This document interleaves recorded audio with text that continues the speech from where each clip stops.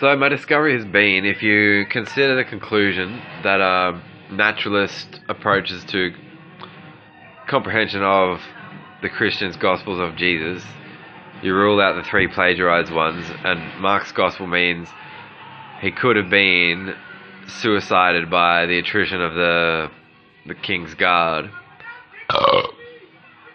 And if that's the case, if that scene of him carrying his cross up a hill is not they take the other Gospels and mix it so that him being suicidal going up a hill is conflated with him laying down his life for you and me.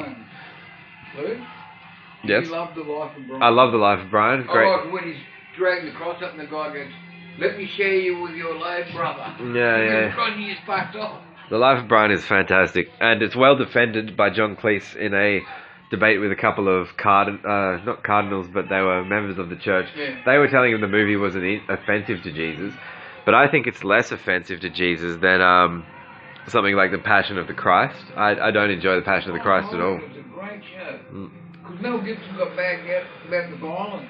He said, "Show me how I can film a gentle crucifixion and I'll do it." What it is, to my mind, is I don't like them saying, if he was that communally oriented and cared about his society, I don't like them saying that he then said, "I love this society so much that I want you all to crucify me."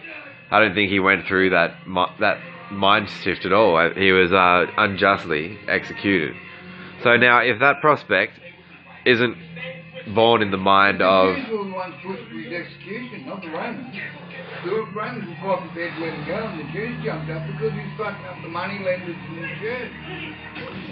But if you don't believe supernatural anything, and you just go, well, he was mistreated, possibly today, he had long hair, he'd possibly stand up for the bisexual rights movement, and the people that would hate that are the people angry, going, "We come from incest in the Garden of Eden.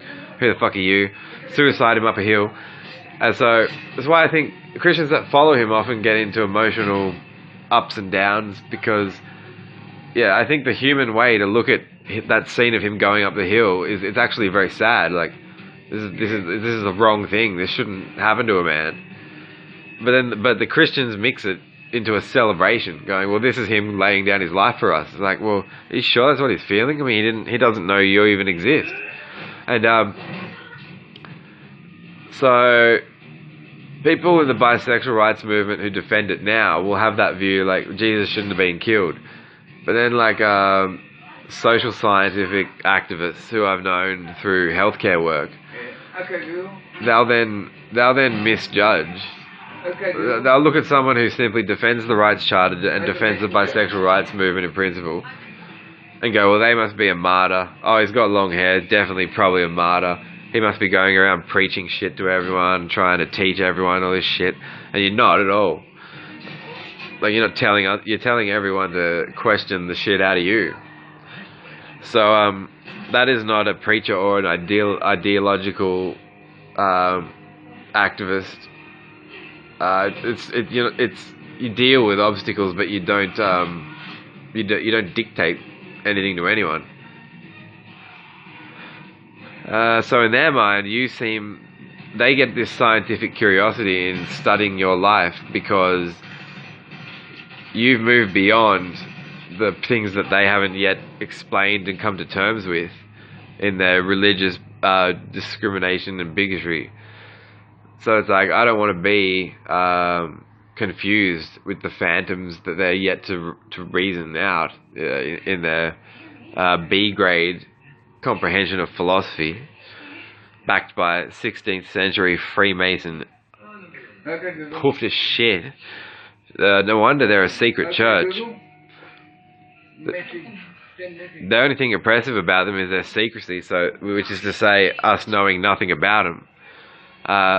Because once we do, fuck, are they stupid? I mean, they're not even admitting that Lucifer doesn't exist. Like, I'm no Christian.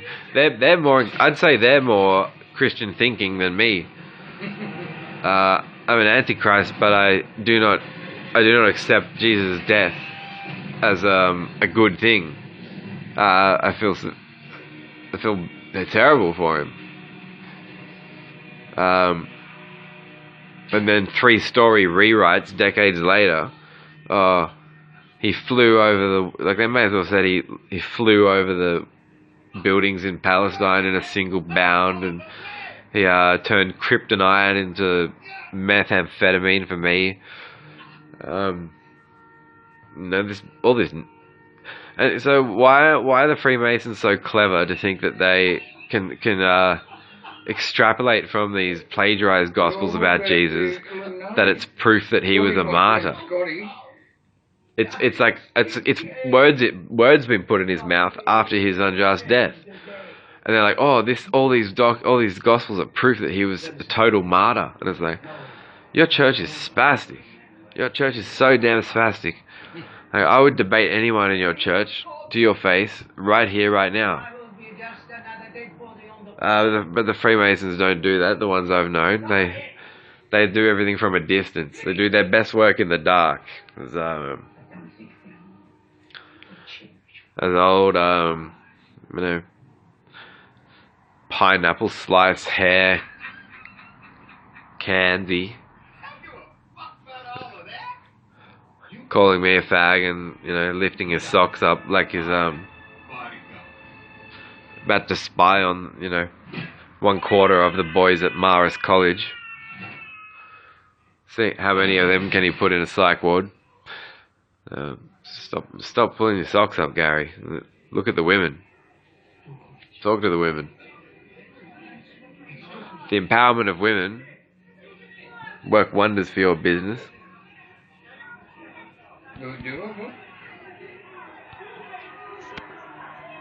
The empowerment of women would be more important than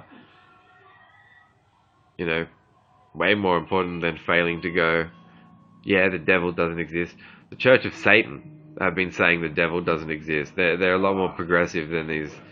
They're actually, it's a 16th century church, the Freemasons. They think they've got this all-seeing eye and they can see everything. They can't even see the devil doesn't exist. How fucking stupid. It's so stupid. I understand that if you scrutinize the narratives in the Bible with the arguments between God and the devil does seem more cunning and smarter. But that doesn't mean like we go that the devil must exist and he's defeating God over and over and over. It's like they're invoking two deities. Monotheists are stupid enough as it is. Why have two? And then go. And we're social scientists as well. So what a coincidence! They're interested in explaining why you've got a split personality, and then they go to church on the weekend and imagine the devil fighting God, and beating God over and over. Like, that could be their split personality. Like, get the devil out of your head, doesn't exist. Go talk to the actual higher echelons of the Church of Satan. Talk to Anton LaVey and Zena. Oh, Anton LaVey is dead, but his daughter Zena and people like Nicholas Schreck. All they'll say is that Satan means, like, I'm prepared to think like an opponent to you, and I can contest you, I can question you. Satan is a Hebrew word for opponent. It's not even a word for this devil exists. Yeah. So what an archetype is, it's like you're not believing in a supernatural being real. You're just inferring symbolic meaning from the archetypal word. That's when it gets a bit existentialist, and you can go, well, they have that term devil's advocate where you're cross-examining someone a certain way, but that's a method that's a form of language. It's a linguistic thing. It's not but then they go back. I understand from my understanding they'll then go back to their church on the weekend and chant to Satan and go like, it's gonna fuck all their social science studies are gonna be just dankly convoluted by every form of violation of the Religious Discrimination Act. They shouldn't be doing. If they loved the scientific method, they would have ruled the devil's existence out right away. And the Church of Satan. yourself. Yeah, of course. No. Yeah. It's called the Earth's mantle and core and things like that. Yeah, all that comes out of the Earth being flat and heaven being in the sky, and it's very, very archaic thinking. Yeah, so watching them try and do the studies they try and do, and their epistemological arc and their metaphysic, you can just see them in their own minds going, oh, aren't we doing the devil's work? And they don't know if it means it's good to catch a bad guy or to invent a bad guy or make someone imagine themselves as a bad guy. And it's very similar to priests trying to affect a religious conversion on you when they put you in psychiatric counselor booths, and they're like, so do you think you're hearing voices from the TV? I'm like, well, sometimes on the TV people do have mouths. Some of them move their mouths, and what's it called, saccadic, if they use their vocal cords, it does indeed seem that they have voices, or they have each individual has a voice. So, insofar as I have an eardrums and they speak, I suppose I do hear them when they're speaking on the TV. Richard Moorcroft from the ABC News, he's very good at that. He has a voice. I can hear his voice. But they're trying to make it into a nutty profile. It's just absurd. And if only you knew what is being covered up by it, like it's Mate, that. I'd love to get in the bowels of the Vatican and start opening up all those shit, old safes and books and shit. They would have that much shit down there, man. Vatican. Yeah. Look at the good old Vatican. Helped all the Nazis get a fucking free taxi charge and China after Berlin fell. Now I've got Roger Toole and Gary Cairns figured out. It's I used to like because I thought he was respecting my Privacy Act, and he seemed to go, okay, you're an unbeliever, I won't hassle you over that. So I kind of had this mutual, I think I respect you, I'm trying to. Alan Jackson argued with him and just could not tolerate him and did not like his character at all. So it's tricky because you want to minimize getting into fights and beefs with people that you're working with because you just don't want that sort of dynamic to impede upon your disposition toward the patients when you're serving patients and customers. So that's going to become more stressful if you're engaged in constant arguing with the employers. But yeah.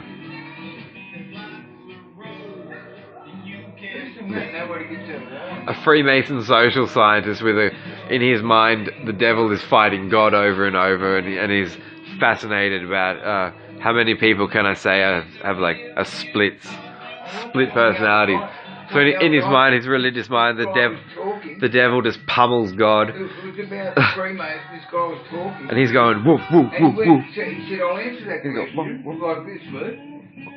He said, I'll answer that question. That's a Freemason science saying I'm lying. You know all these tricky little handshakes and fucking gestures and signs? Yeah. When he went like that, that's any Freemason knows that means I'm lying now. Well, they're saying such mean things about me being nuts because of video. Those are the topic. They're the best grades I got in all educational institutions. So it's like they're taking my favorite trade and trying to make it the cause of my illness. And I think that's like, is that the wrath of the Masons? Or like, I don't think I can permit it. I mean, do I have to start? They're being mean, you know. I could if they don't get all visual and be all about appearance. They want me to take up that sort of attitude. Then I could go, okay. Gary Cairns has his hair. He doesn't have that whole receding male pattern baldness, but he does have this grey hair. It's almost like in a circle, like a pineapple slice of grey hair. It says in the book of Proverbs, chapter 2, verse 8, grey hair is a crown of splendour attained by a righteous life. But I do not want to be considered righteous by fucking anyone. But my theory is that it's been many years where when he's engaged in coitus, he will say, oh, Jesus, Jesus, Jesus, Jesus. And so because he keeps saying Jesus while lovemaking, he ended up with little, it resembles the crown of thorns, this circle of grey hair. You got to say the woman's name. You're supposed to say the lady's name when you get climactic. That vein, he yells at his own name when he's coming. Don't say the name of Jesus when you're coming, because you hope you'll have a second coming. Say the woman's name. She will be complimented. Complimented. Yeah, yeah. Yeah, this same Yeah, yeah. said, yeah, God was so vain he yelled at his own name when he was coming. And his idea of multitasking was piss him in the shower. We hate love. We love hate.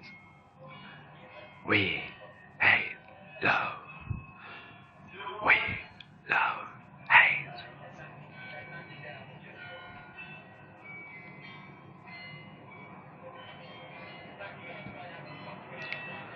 Fuck it.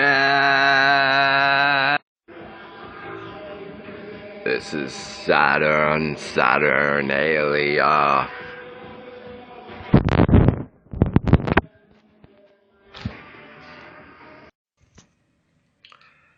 When the owner of Capital Commerce dictates a sexual orientation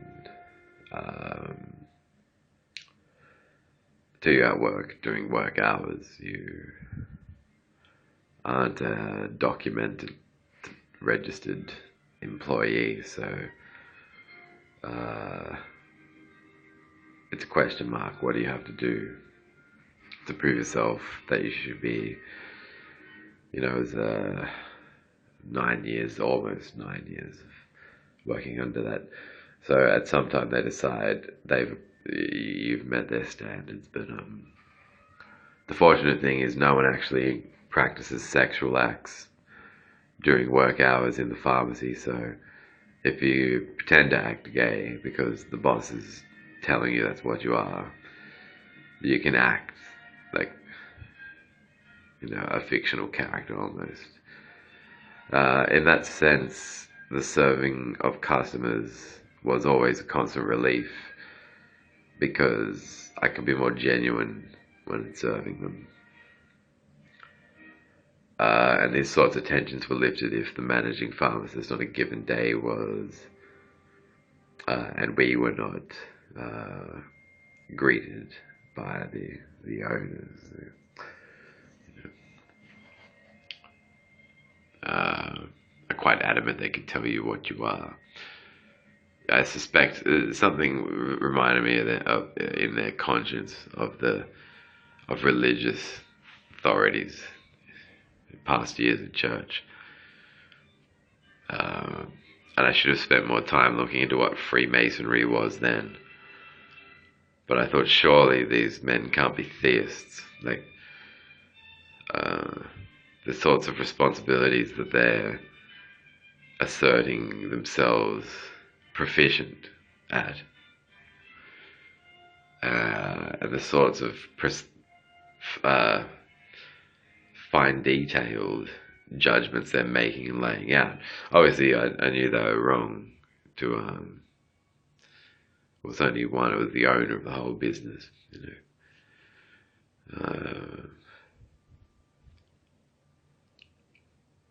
But yeah, then I guess what they got for their $15 an hour and no, in terms of employment stipulated on paper. I drew on drama class a lot. So it was act a bit gay during the shifts, leave the shifts and go home, go out in makeup and be straight.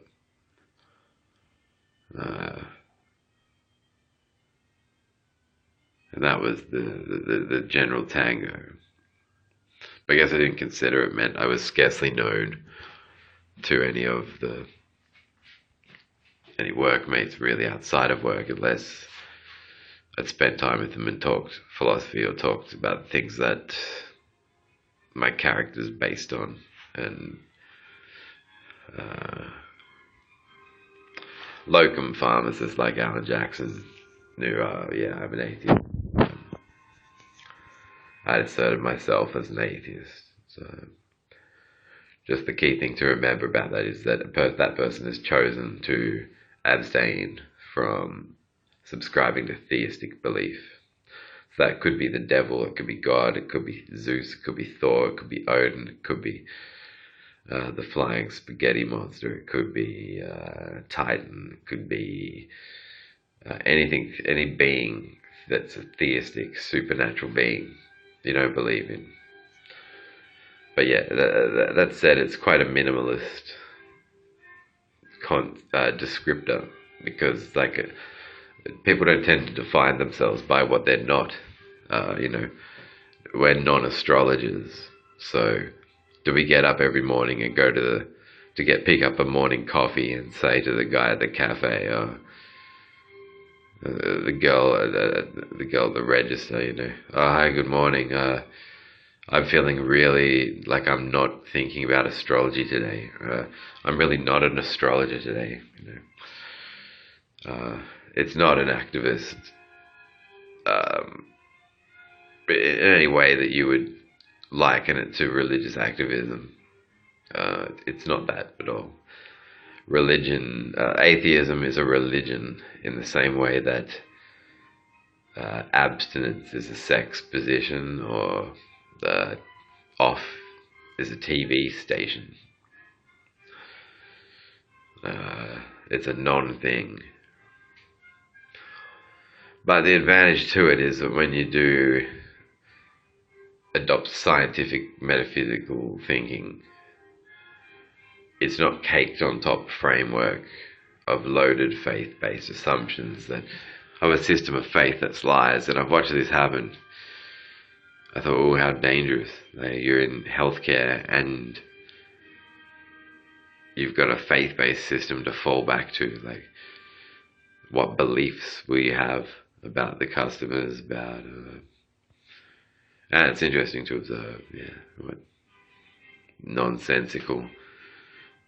how one might get angry at a type of disposition in a certain customer because they, in their own way, have to some extent ad hominem profiled it.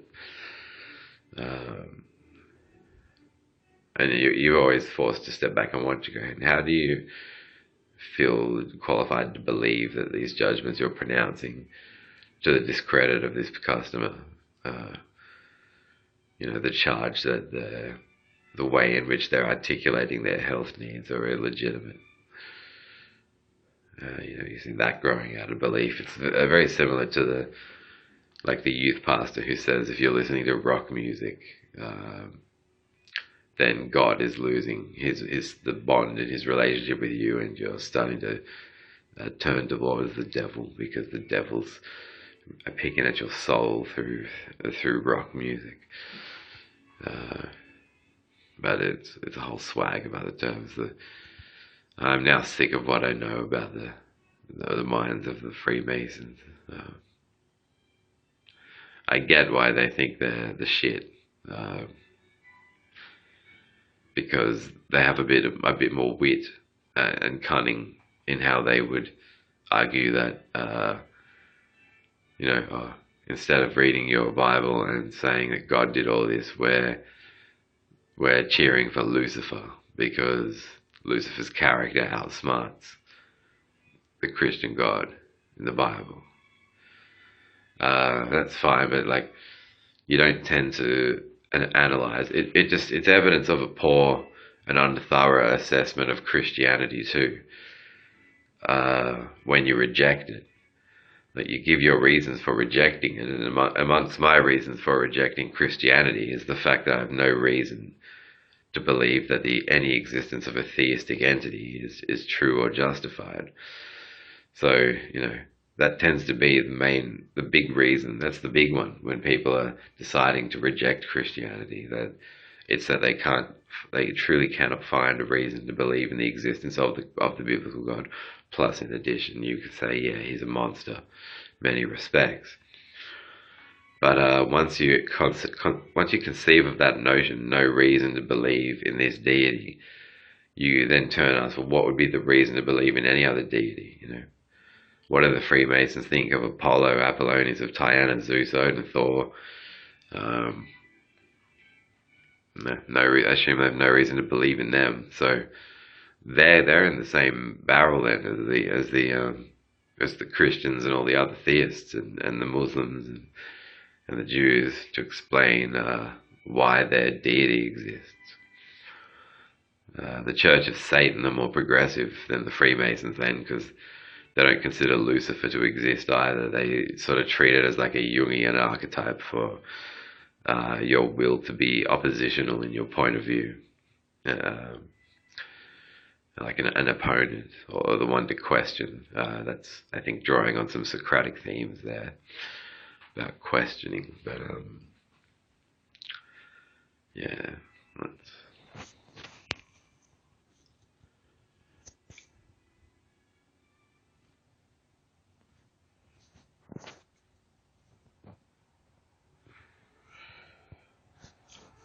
Con.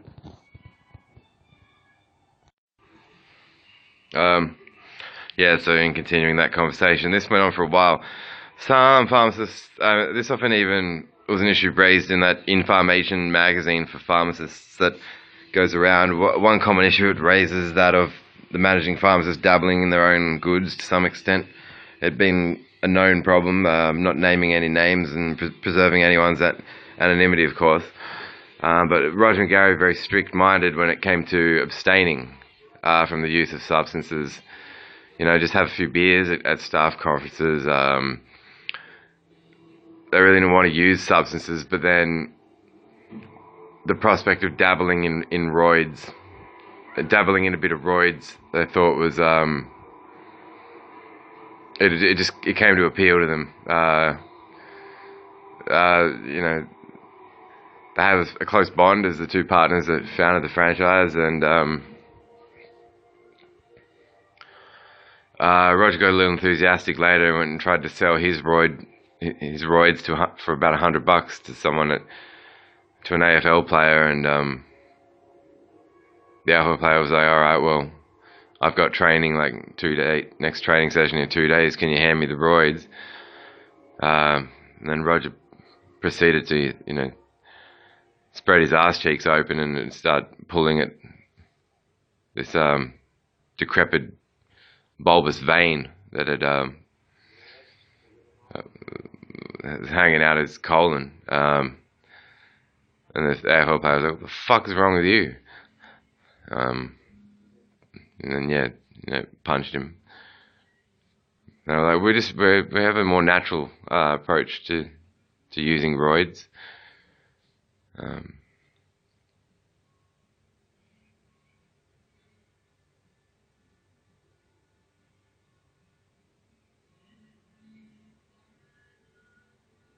And he said it's the less expensive brand of roids. Comes from the same factory. It all comes from the same factory. Gary stepped in and said, but the AFL player wouldn't put up with any of it. His name was kept anonymous, definitely. He's like, "Yeah, fucking guys own a pharmacy. You think you can pull shit like this? When I buy roids, I want quality roids to inject into my muscles. I do not want to play with a dangling vein that's flopped out of your colon."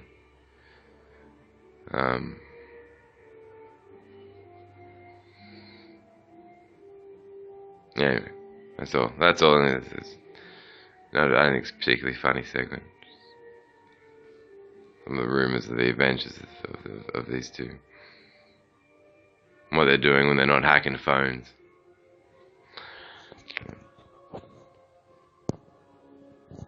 I'm going to eat my pie. That's from the Line of Shops morning bakery. I believe it is a cheese and bacon and beef pie. With of course tomato sauce. But I do like these pies with cheese in them. I think that's the bomb shizzle. Alright. I don't look like I've slept in a while. Fuck.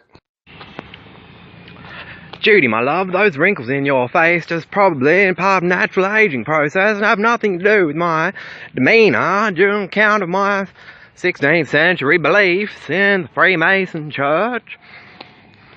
Gary, you don't know what it's like.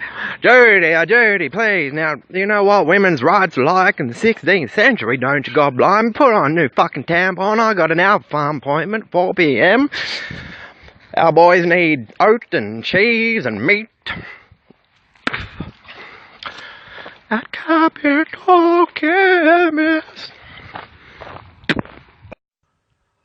So with Cartesian logic, I think therefore I am means, you know, if you're thinking about scenes from the Matrix, that obviously doesn't mean you think you are scenes from the Matrix.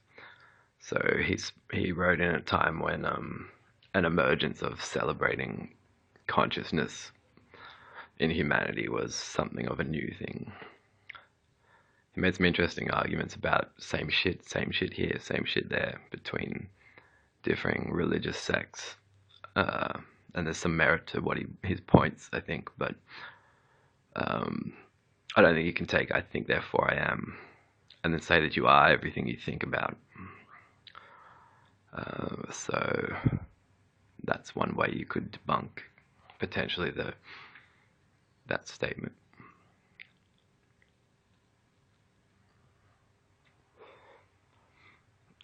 You know, you have Bowie singing that Homo sapiens have outgrown their youth in the 70s, late 60s and 70s, and he kept a keen eye on progressions in existentialism and nihilism. I think it's better to look into 1,001 different philosophies, but not subscribe your life in a commitment to upholding the name necessarily of any one philosophical, idealistic, or it can start to be too much like when you're in church, when you were made to go to church when you were younger, or once you realize how crap that is, you never want that in your life again. So, you know, if you replace a religious education with knowing more about philosophy as a whole over centuries, you kind of have an instinctive tendency to be repulsed by, oh, will you now be this? Like, will you be this now forever?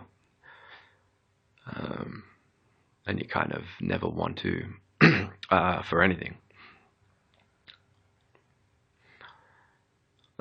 So, yeah.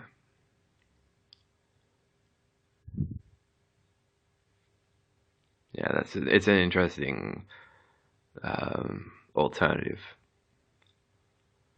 It means you can look into what other people have to say and go, well, this nihilist said some things that I can relate to, and this existentialist introduced me to this, and this, and I'd never thought of that before.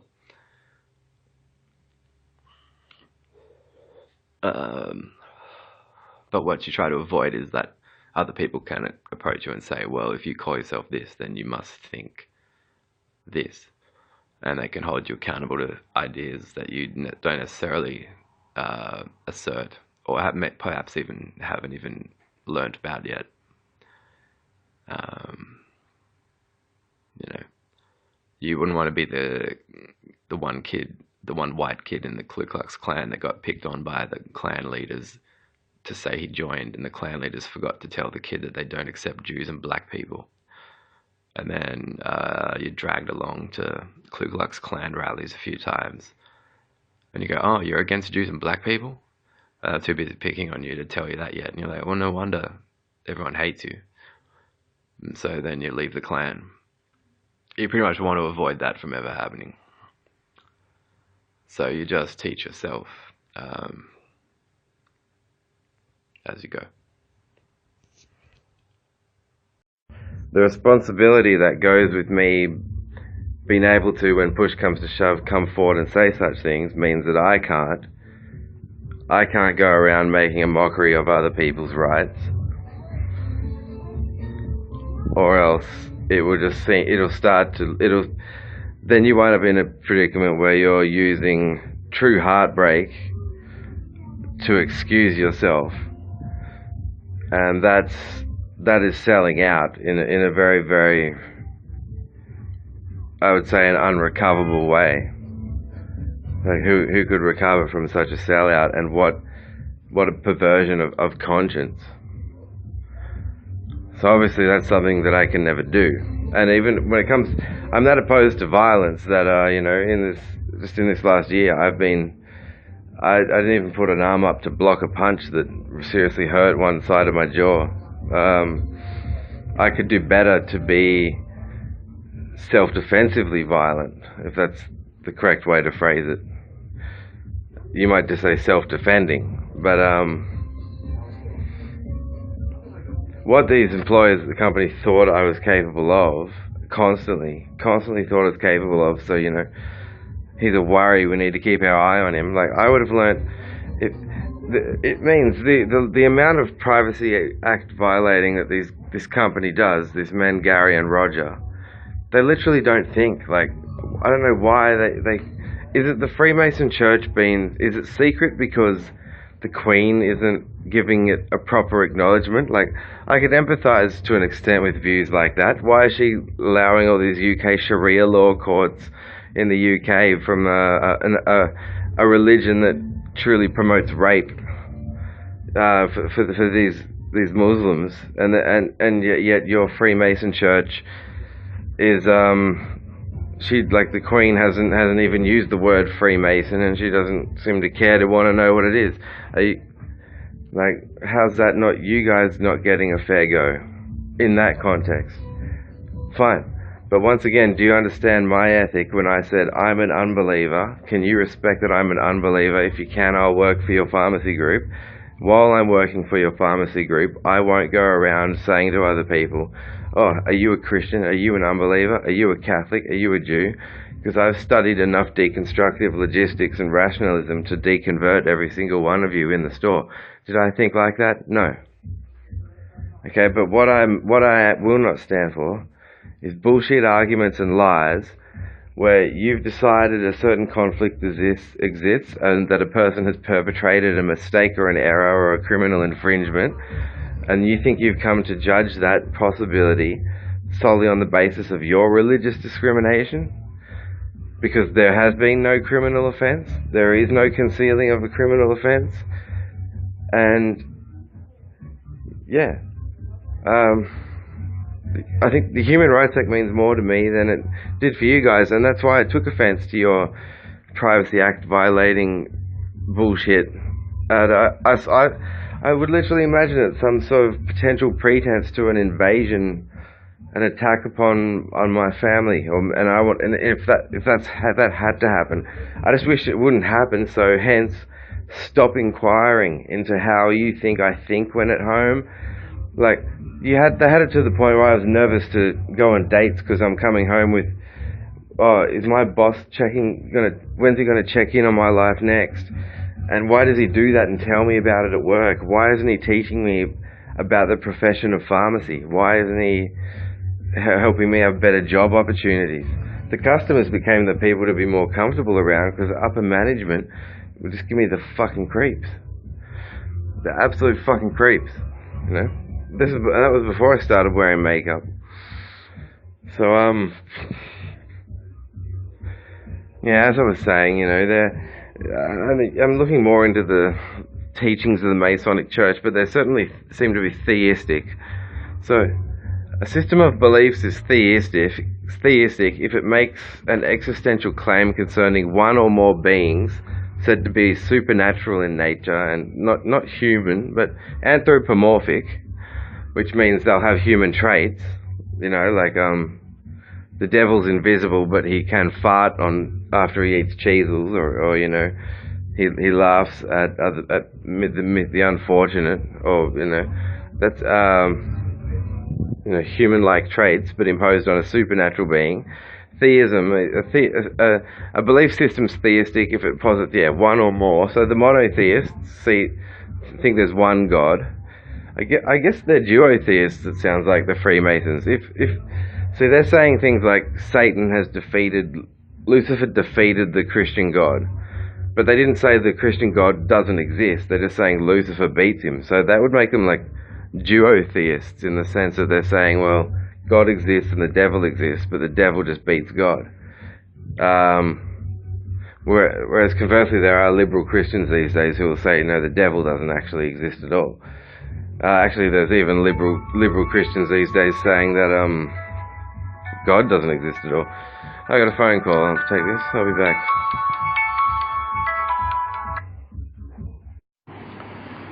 Hello, viewers of Deterioration.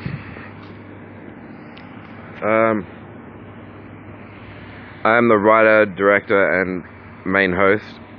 I'm here with my good friend Chris, the otherwise Chris. Don't kill me without my permission, please. Chris is very busy right now.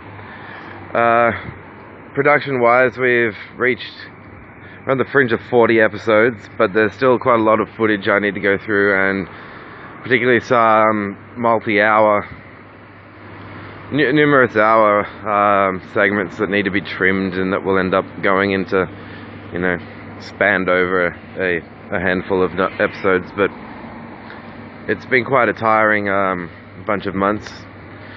But however, it's just good to finally have some of these basic concepts officially documented and stored on a YouTube account, so that you know, it's only led to me reevaluating my ideas for my book. I'm kind of going between the book draft to the channel, back to the book draft, back to the channel, and brainstorming more and more about how to.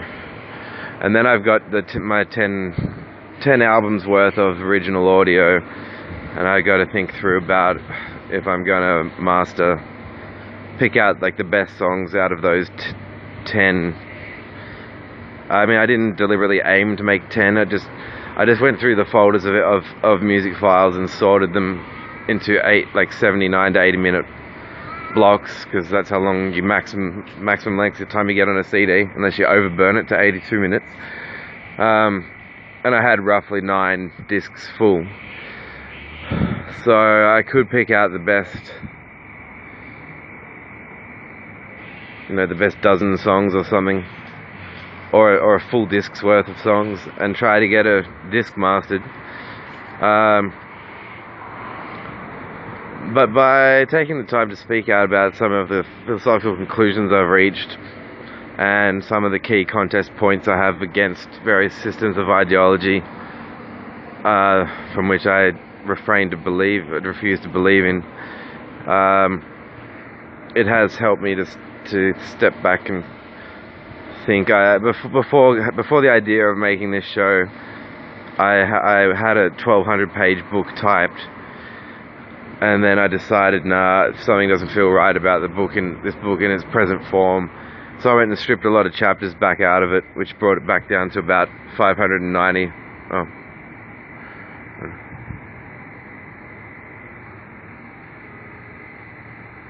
That's where I always get shaving cuts. Stripped it back down to about 598 pages, which is where it's at now.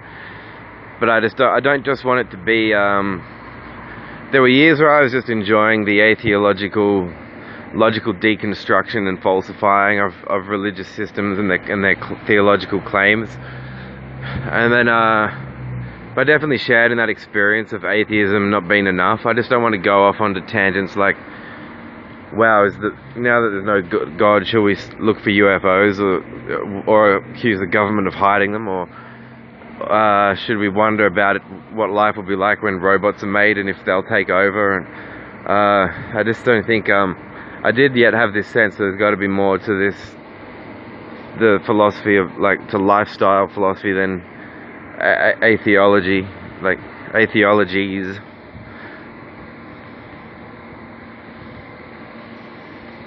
And for me, that's probably art. So Nietzsche's writing style and Sartre's been the two most impressive in my mind. Oh, Schopenhauer tied it up in there too. I might try and change the format of the whole book, but some new ideas are coming to me, and the more I work on this show, the more I'm bouncing ideas back and forward. So thank you for those who have subscribed to the channel, making the show what it is, and may your lives be philosophically rich and artful. Peace.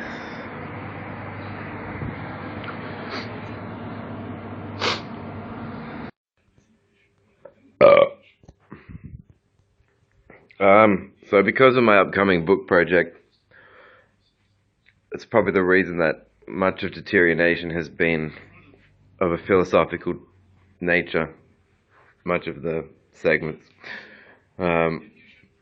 Sketches have been what they are, and there's been some mention of the sort of beefs I've been involved in, and I'm not sure what it's a bit like being cursed in a way where you try to function in professional environments that assert themselves as professional and having a standard of professionalism, but wind up being so hypocritical and unreliable, and then they constantly fixate on elements of my childhood that I wish were just respectfully ignored and by professionals that you're dealing with. And if you're wronged by someone you work for, then they'll get together and say, "Oh, can't we make this out to be about his childhood as well?" And they'll abscond, potentially getting charged for mistreating you in the workplace. So healthcare, I've now ruled out. I regret completely working in pharmacy and working for healthcare, and I'll never do that again. I'd prefer to have been a meth dealer than a pharmacy assistant. I would have been better working conditions, more reliable business associates, and people just in general would have had more integrity, I think. But that's retrospection there. So as I said, there's the book I'm working on, and in a way the web show's for me just to have a log. It's also, my reputation's been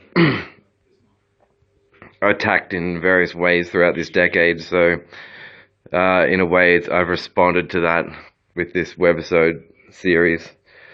So it's just there so that if people really, I don't consider myself to be that tremendously different to anyone else, but so that people can have some idea of the sort of things I think about. And philosophy is a subject that I think is very important to me.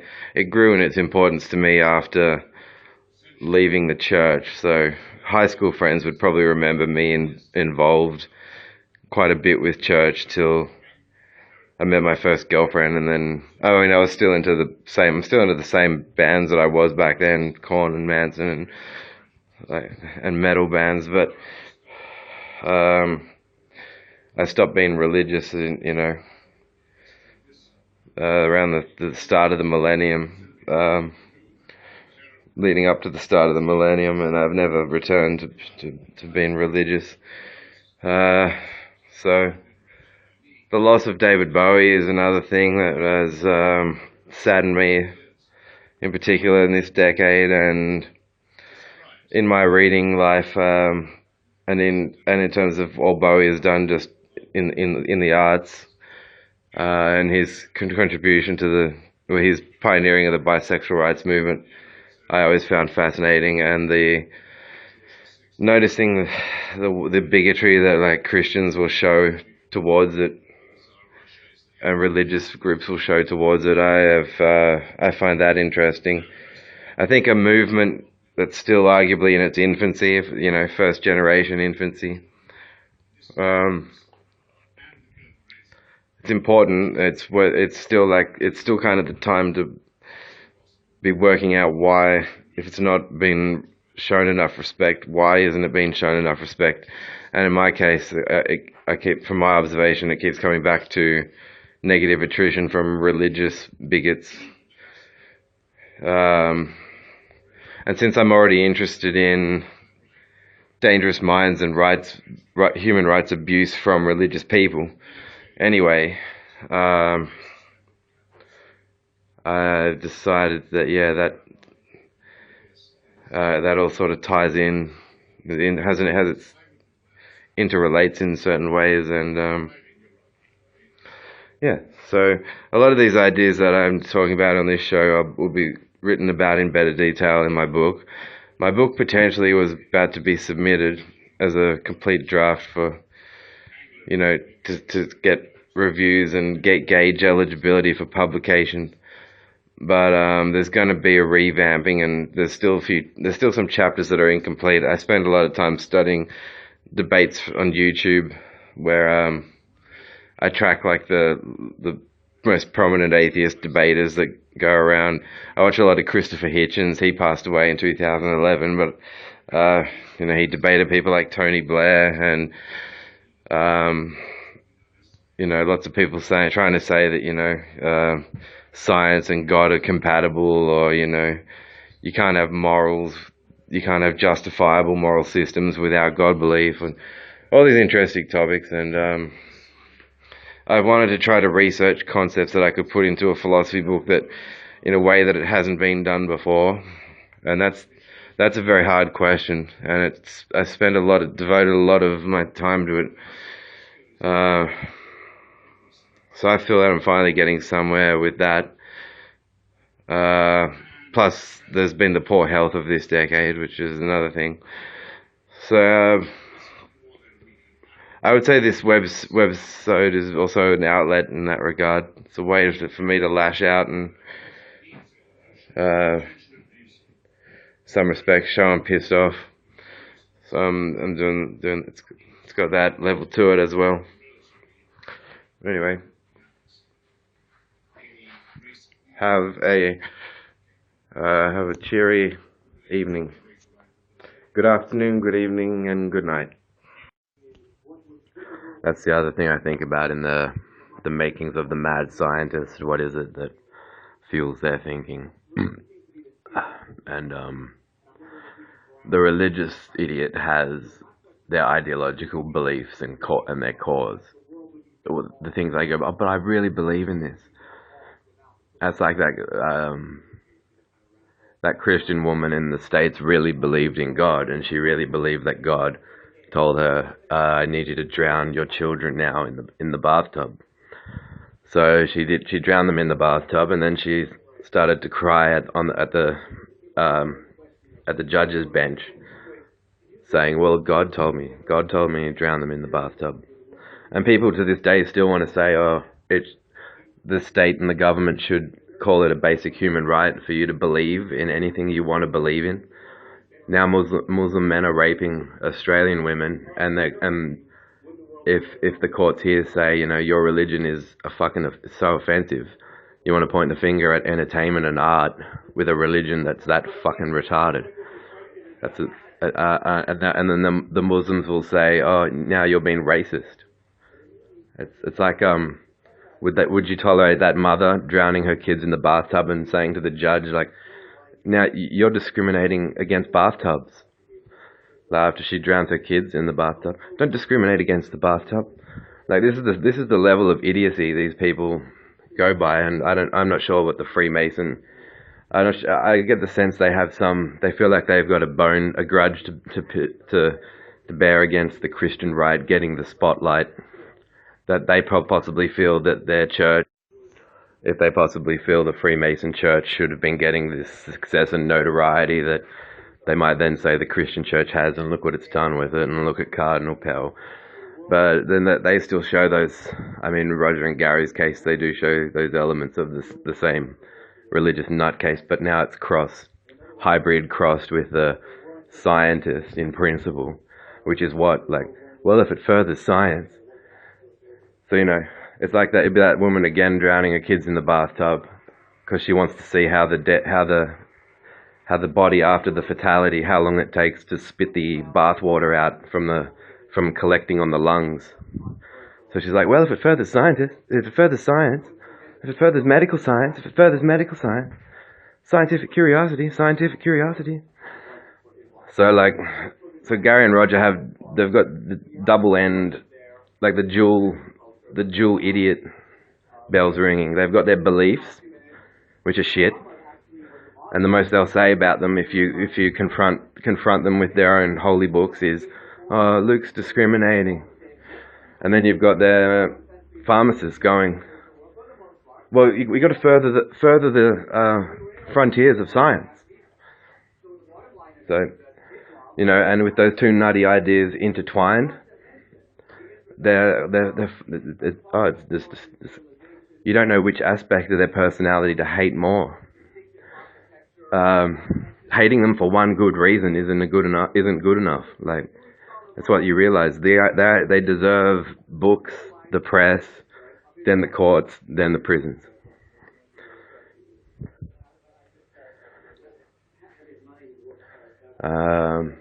So I'm noticing they've got many of the flaws, like the ways that you could, to protect your own interests in yourself.